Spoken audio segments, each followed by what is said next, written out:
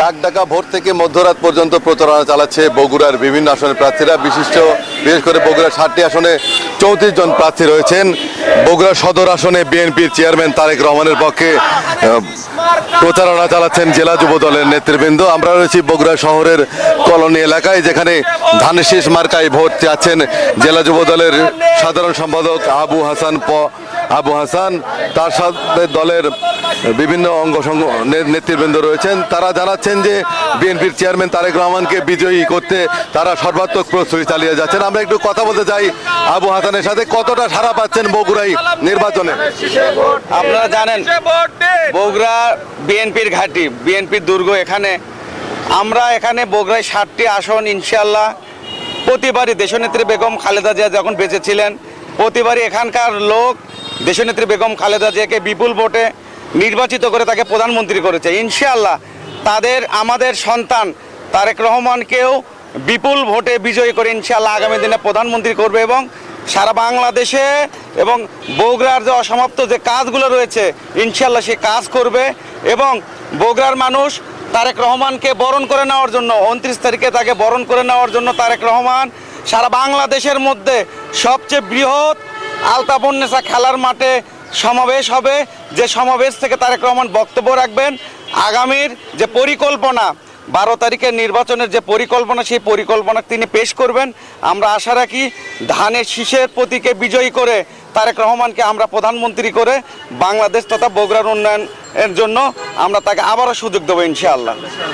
ওনারা জানালেন যে নেতৃবৃন্দ তারেক রহমানের অপেক্ষায় রয়েছেন। বগুড়া সদর আসনে বিএনপির চেয়ারম্যান তারেক রহমান ছাড়াও এখানে প্রার্থী হিসেবে রয়েছেন জামাতের প্রার্থী রয়েছেন, ইসলামী আন্দোলনের প্রার্থী রয়েছেন এবং বাসদের প্রার্থী ও যে প্রার্থী রয়েছেন।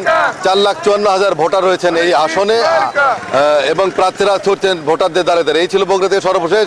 একই খবর জানতে চলে যাব কুষ্টিয়ায় সহকর্মী লালনের কাছে।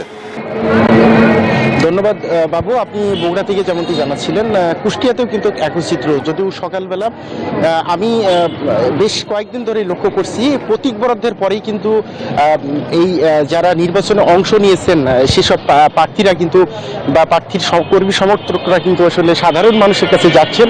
তারা তাদের নির্বাচনী যে প্রতিশ্রুতি, তারা নির্বাচিত হলে কি ধরনের উন্নয়নে ভূমিকা রাখবেন সেই বার্তাগুলোই কিন্তু আসলে সাধারণ ভোটারদের কাছে তারা পৌঁছাচ্ছেন এবং তারা ভোট প্রার্থনা করছেন। আমি এই মুহূর্তে রয়েছি কুষ্টিয়া সদর আসনে।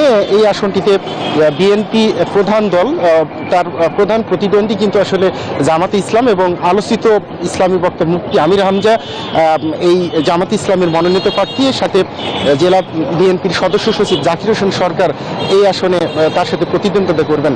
দুই দলের কর্মী সমর্থক এবং প্রার্থীরাই কিন্তু সকাল থেকে একদম মধ্যরাত পর্যন্ত সাধারণ ভোটারদের কাছে যাচ্ছেন, ভোট চাচ্ছেন, বিভিন্ন প্রতিশ্রুতি দিচ্ছেন এবং এই আসনের উন্নয়নে তারা কি ধরনের ভূমিকা রাখবেন সেই কথাগুলো কিন্তু আসলে ভোটারদের মাঝে পৌঁছে দিচ্ছেন। আমি ভোটারদের সাথে কথা বলেছি। ভোটাররা বলছেন যে তারা আসলে বিগত সময়ে বিভিন্ন আশ্বাসের মধ্যে সীমাবদ্ধ ছিলেন। সেই আশ্বাস নয়, যারা মানুষের কল্যাণে কাজ করতে চায়, মানুষের সুবিধার জন্য কাজ করতে চায়, বিশেষ করে গুরুত্ব দিচ্ছেন স্বাস্থ্য সেবা, দ্রব্যমূল্যের যে ঊর্ধ্বগতি সেটি আসলে নিয়ন্ত্রণে রাখা, পাশাপাশি শিক্ষা সহ আনুষঙ্গিক মানুষের মৌলিক অধিকারের যে বিষয়গুলো রয়েছে সেই বিষয়গুলো নিয়ে যেসব প্রার্থীরা কাজ করবেন তাদেরকেই আসলে সংসদ সদস্য হিসেবে তারা নির্বাচিত করতে চান এবং সংসদে পাঠাতে চান।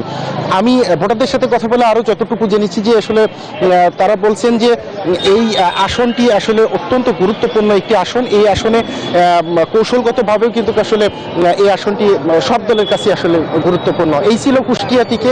ফিরে যাচ্ছি স্টুডিওতে নাফিসার কাছে। ধন্যবাদ আপনাকে আমাদের সঙ্গে যুক্ত হওয়ার জন্য।